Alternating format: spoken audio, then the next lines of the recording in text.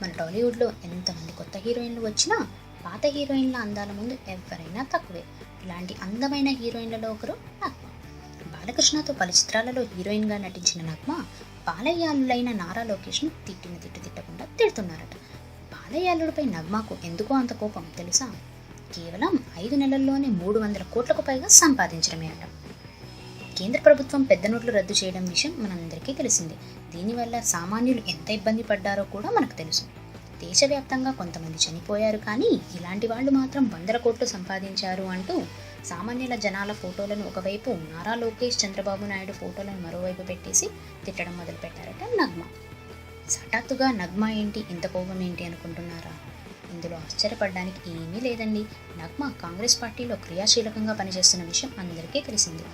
పెద్ద నోట్ల రద్దు బడాబాబులకు బాగా ఉపయోగపడిందని స్పష్టం చేశారట ఆవిడ. ఇక లోకేష్పై ఎందుకంత కోపం అనుకుంటున్నారా? గత ఏడాది తన ఆస్తి 14.5 కోట్లుగా ప్రకటించాడట. కట్ చేస్తే ఇప్పుడు హెరిటేజ్ అమ్మకాల వల్ల 330 కోట్లు సమకూరినట్టు చెప్పడంతో నారా లోకేష్పై నగ్మకు కోపం బాగా పెరిగిపోయిందట.